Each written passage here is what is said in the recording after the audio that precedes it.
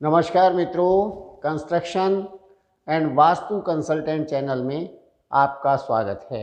Welcome to my channel construction and vastu consultant. प्रिय मित्रों, लोगों के मन में हमेशा यह प्रश्न आता है कि पूजा किस दिशा में बैठकर की जाए। पूजा करते समय हमारा मुंह किस दिशा में होना चाहिए, घर में मंदिर कहाँ होना चाहिए, पूजा स्थान किस दिशा में होना चाहिए, और अगर एक ही कमरे का घर है तो पूजा स्थान कहाँ होना चाहिए। पूजा घर हमेशा ईशान कोण में रखने को कहा जाता है।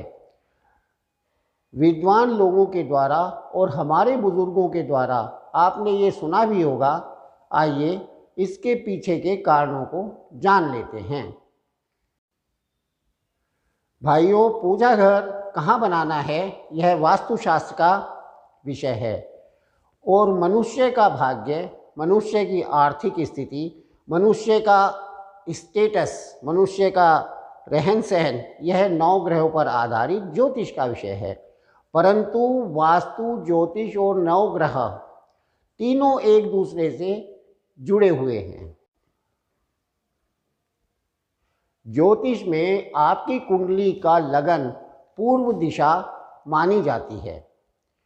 पूजा घर ईशान कोण यानी उत्तर पूर्व के कोने पर बनाया जाता है।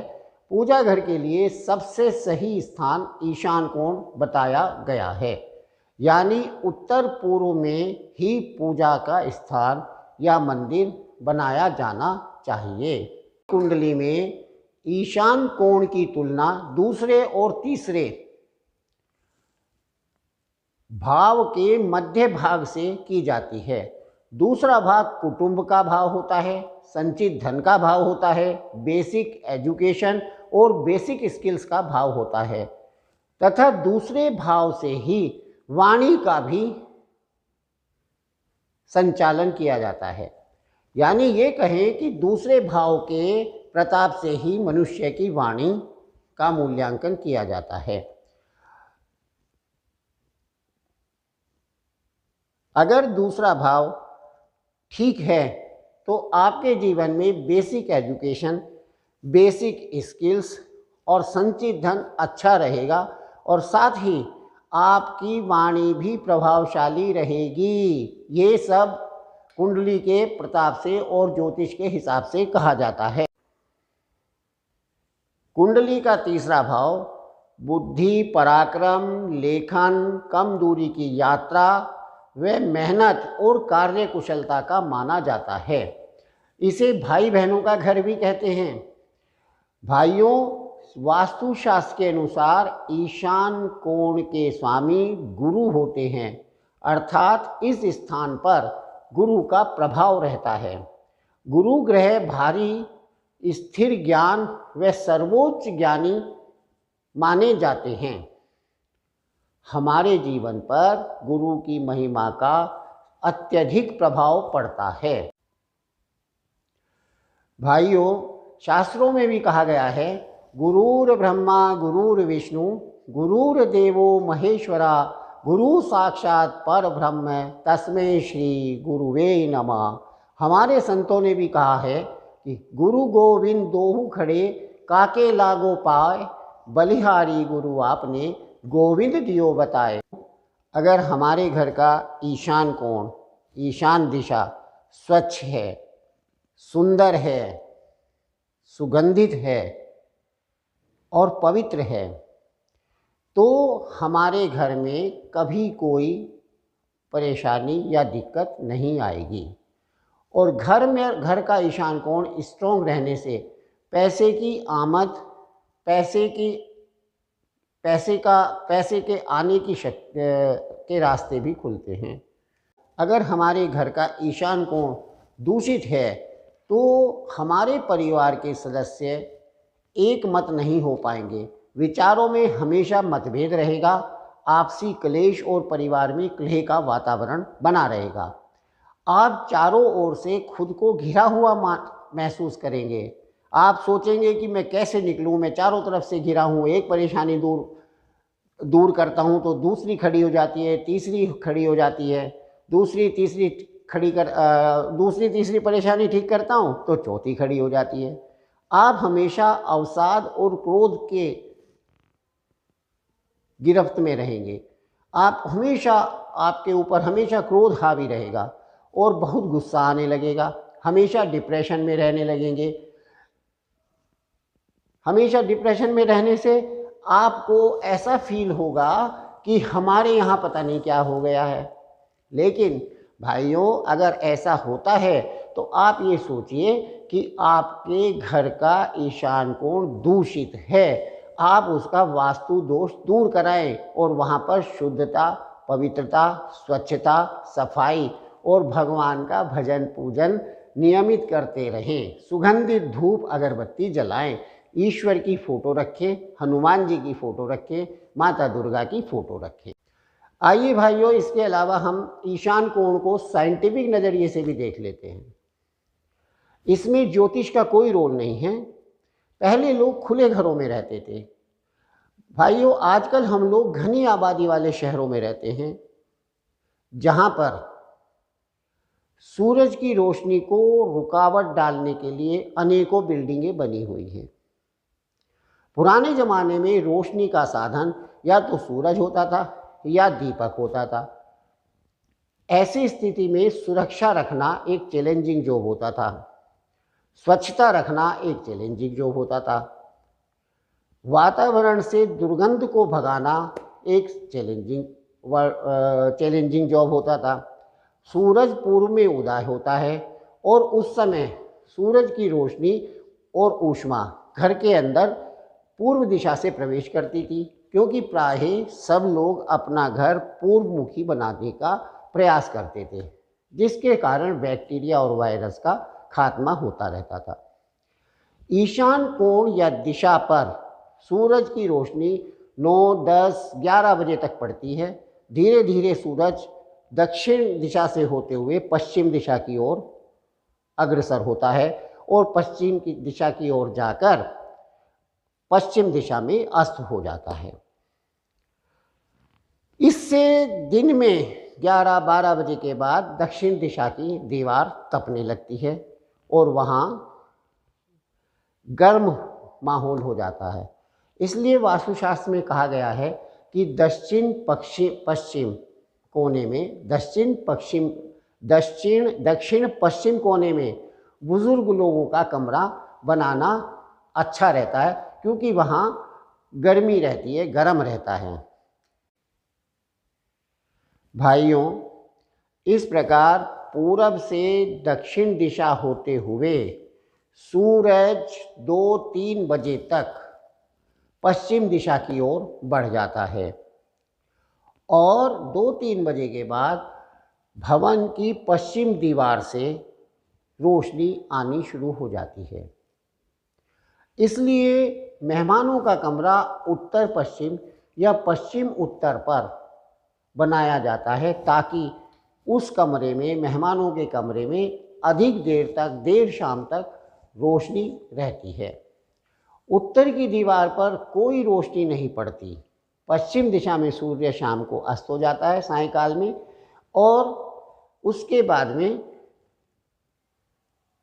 अंधेरा हो जाता है, रात्रि हो जाती है। इस पूरे प्रकरण में, इस पूरे दिन में उत्तर दिशा में सूरज की कोई रोशनी, सूरज की कोई किरणें नहीं पड़ती। इसलिए उत्तर तथा उत्तर पूर्व दिशा को साफ रखने को कहा गया है, ताकि वहाँ कोई बैक्टीरिया ना पनप पाए। इसके अलावा उत्तर दिशा कैरियर की दिशा भी होती है। अगर उत्तर दिशा में हम स्वच्छता रखेंगे, हम उत्तर दिशा में भगवान का भजन पूजन करेंगे, सुगंधित रखेंगे, तो हमारा कैरियर हमेशा आगे बढ़ता रहेगा। हम कैरियर में हमेशा आगे बढ़ते रहेंगे, हमारे यहाँ हमेशा काम का प्रभाव बना रहेगा, हम लोग सब खुश रहेंगे। इसलिए उत्तर पूर्व में ही पूजा का स्थान बनाना सर्वश्रेष्ठ माना गया है। जब भाइयों, ऐसा भी होता है कि कई बार परिस्थितिवश हमारे घर में ईशान कोण पर पूजा घर बनाने की व्यवस्था नहीं हो पाती।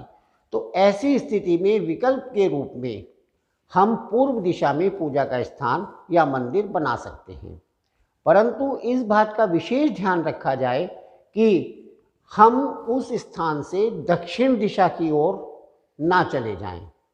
अगर हम गलती से दक्षिण दिशा की ओर चले जाते हैं, दक्षिण पूर्व की ओर चले जाते हैं, तो पूजा के समय हमारा मुख गलती से दक्षिण दिशा की ओर हो सकता है, जो कि ठीक नहीं माना जाता। तो भाइयों, हमें इस बात का विशेष ध्यान रखना है कि हम लोग गलती से भी पूजा के स्थान के लिए पूरब दक्षिण की दिशा में ना जाएं, क्योंकि ऐसा करने से गलती से भी हमारा मुख दक्षिण दिशा की ओर हो जाएगा, जिससे कि हमें पूजा करते समय अजीब प्रकार का डर लगेगा और हमारा ध्यान केंद्रित नहीं हो पाएगा। दूसरे नंबर पर उत्तर दिशा मानी जाती है। उत्तर दिशा में हम कहीं तक भी जा सकते हैं। हम पूजा करते समय अपना मुख पश्चिम दिशा में कर सकते हैं, मतलब हम पश्चिम दिशा की ओर मुंह करके भी पूजा कर सकते हैं। तो हमें यह ध्यान रखना है कि सबसे अच्छी दिशा उत्तर पूर्व, उसके बाद उत्तर, उसके बाद पूर्व और उसके बाद उत्तर पश्चिम दिशा को माना गया है। अतः प्राथमिकता पर हमें अपना मंदिर उत्तर पूर्व दिशा में ही बनाना चाहिए। जैसा कि मैंने बताया कि ईशान दिशा गुरु की दिशा होती है, इसलिए यहाँ पर गुरु का वास होता है, इसलिए इसको पवित्र और शुद्ध माना जाता है। इसकी साफ सफाई रखनी चाहिए। यहाँ पर घर का मंदिर बनाना सर्वोत्तम माना गया है। वास्तुशास्त्र में किसी भी वास्तुशास्त्री से चलते फिरते भी पूछेंगे ना कि सर मैं मंदिर कहाँ बनाऊँ, तो वो छूटते ही कहेगा भाई उत्तर पूर्व में मंदिर बनाओ, अपना नॉर्थ ईस्ट फेस में बनाओ, सबसे उत्तम है। आइए अब इस विषय पर बात करते हैं कि हमें पूजा करते समय अपना मुख किस तरफ रखना चाहिए।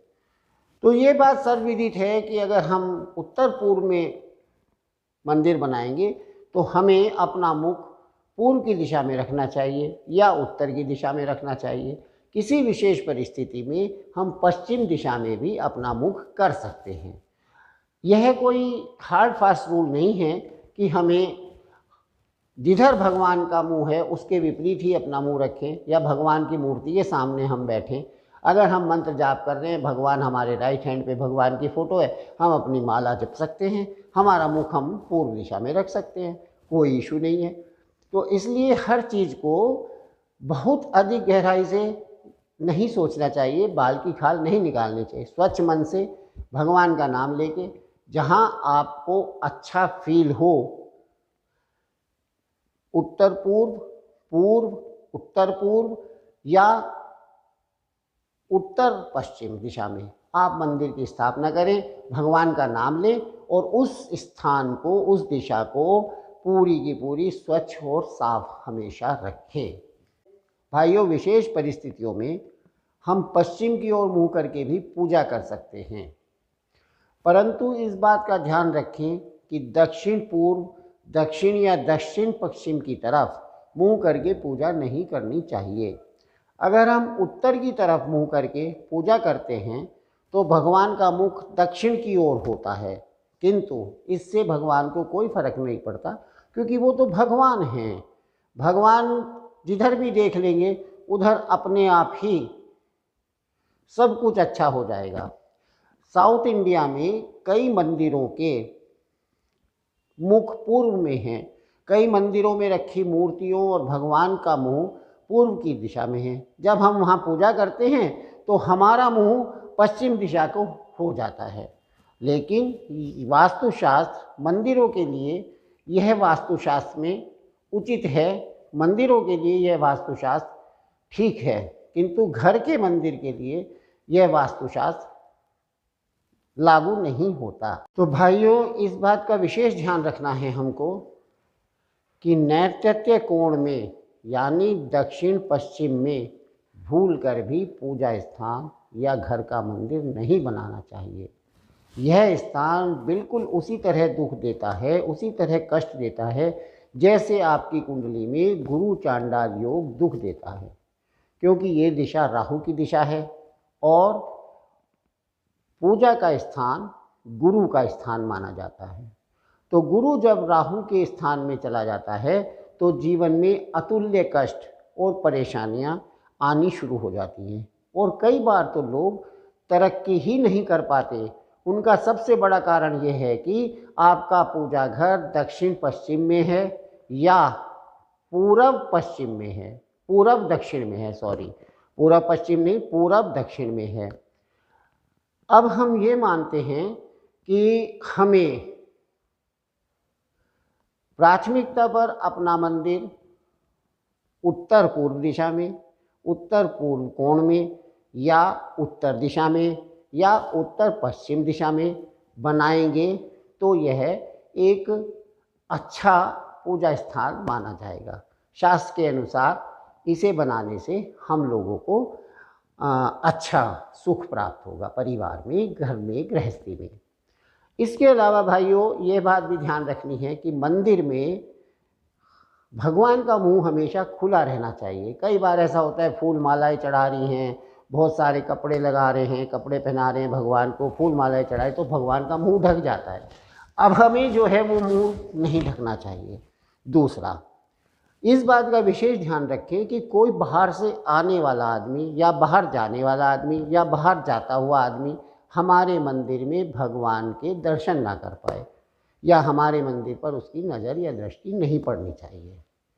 तीसरी बात यह है कि रात को सोते समय भगवान के मंदिर में पर्दा जरूर लगा देना चाहिए। चौथी बात यह है कि भगवान के मंदिर में हमेशा एक पीतल के लोटे में या सोने के लोटे में या चांदी के लोटे में जल भर के, गंगा जल भर के, और उसमें एक सिक्का धन का हमेशा रखना चाहिए। तो आइए हम कहते हैं कि आपके घर में बहुत सुंदर मंदिर बने, हमारी ये कामना है। आपका घर वास्तुशास्त्र के अनुरूप हो और आपके घर में मंदिर बहुत सुंदर बने। हमें सेवा का मौका मिलेगा तो हम इसमें आपकी सहायता ज़रूर करेंगे।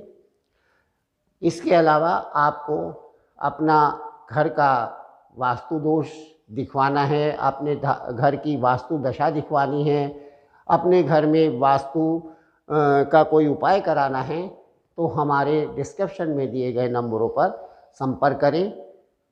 फ़ोन पर दी गई सलाह निःशुल्क होगी। इसी के साथ ही हम ये वीडियो समाप्त करते हैं, पूर्ण करते हैं और आपसे ये रिक्वेस्ट करते हैं कि हमारे इस YouTube चैनल को सब्सक्राइब कर लें, बेल आइकन को दबा दें ताकि वास्तुशास्त्र के ऊपर हमारे हर चैप्टर की हर वीडियो आप पर पहुंचती रहे।